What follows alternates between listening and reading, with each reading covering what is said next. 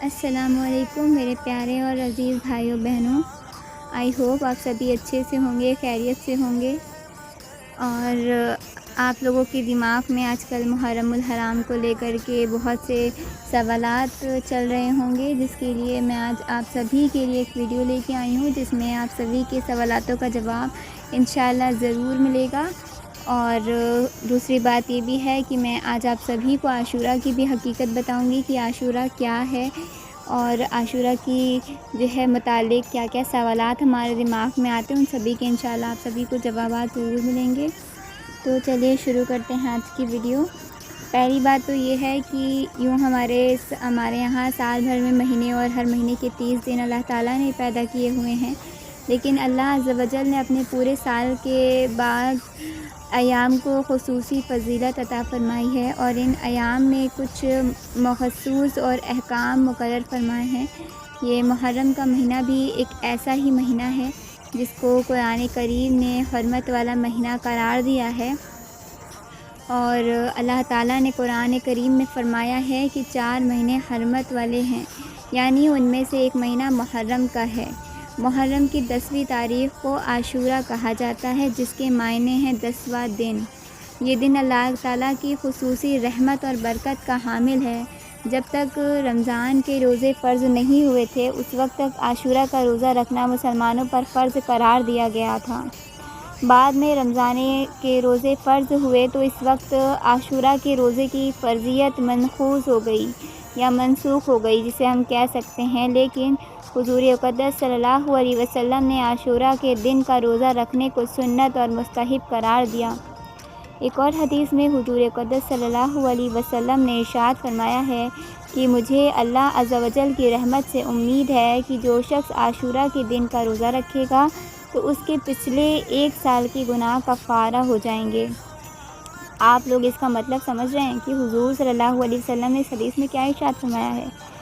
حضور پاک ارشاد فرماتے ہیں کہ جس شخص نے عاشورہ کے دن کا روزہ رکھا تو اگلے یا پھر پچھلے سال کے جو گناہ ہوں گے وہ اس کے معاف کر دیے جائیں گے۔ بعض لوگ یہ سمجھتے ہیں کہ عاشورہ کے دن کی فضیلت یہ وجہ ہے کہ اس میں نبی کریم صلی اللہ علیہ وسلم کے پیارے نواسے حضرت حسین کی شہادت کا واقعہ پیش آیا۔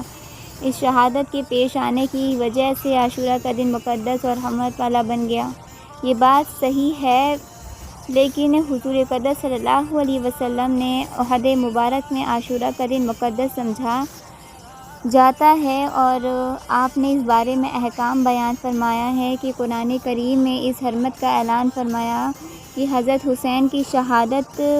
کا واقعہ تو حضور اقدس کی وفات کے تقریباً 60 سال بعد پیش آیا تھا، لہٰذا یہ بات درست نہیں کہ عاشورہ کی حرمت اس واقعے کی وجہ سے ہے، بلکہ یہ تو حضرت حسین کی مزید فضیلت کی دلیل ہے، اور اللہ نے آپ کی شہادت کا مرتبہ اس دن عطا فرمایا جو پہلے سے ہی مقدس اور محترم چلا آ رہا ہے۔ بہرحال عاشورہ کا دن ایک مقدس دن ہے، اور اس دن کے مقدس ہونے کی وجہ کیا ہے یہ اللہ تعالیٰ ہی بہتر جانتے ہیں کہ اس دن کو اللہ تعالیٰ نے دوسرے دنوں پر کیوں فضیلت دی اور اس دن کا کیا مرتبہ رکھا، تو اللہ تعالیٰ ہی بہتر جانتے ہیں، ہمیں اس کی تحقیق میں پڑھنے کی ضرورت نہیں ہے۔ بعض لوگوں میں یہ بات مشہور ہے کہ جب حضرت آدم دنیا میں اترے تو وہ عاشورہ کا دن تھا، اور جب حضرت نوح کی کشتی طوفان کے بعد خشکی میں اتری تو وہ بھی عاشورہ کا دن تھا، یا حضرت ابراہیم کو جب آگ میں ڈالا گیا اور اس آگ کو اللہ تعالیٰ نے ان کے لیے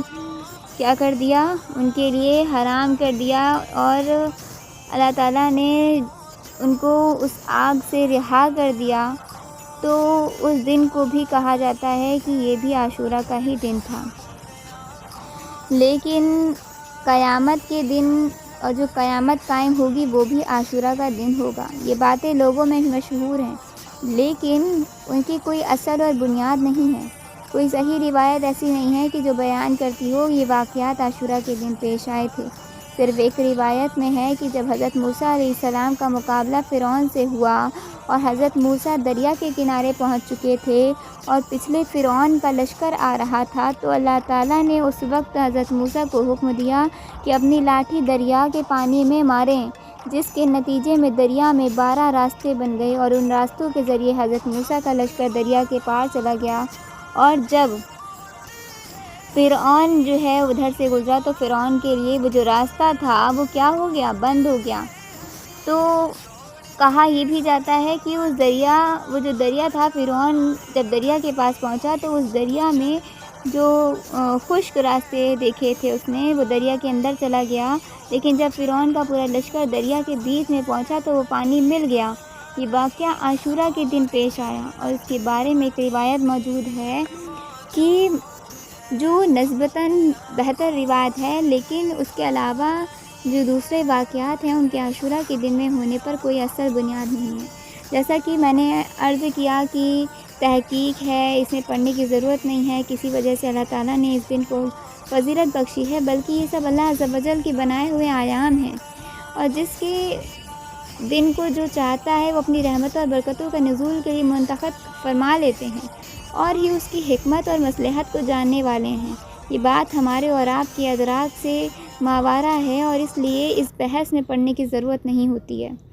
البتہ اتنی بات ضرور ہے کہ جب اللہ تعالیٰ نے اس دن کو اپنی رحمت اور برکت کا نزول کے لیے منتخب کر لیا تو اس کا مقدس یہ ہے کہ اس دن کو اس کے احکام میں استعمال کیا جائے جو نبی کریم صلی اللہ علیہ وسلم کی سنت کے مطابق ہو۔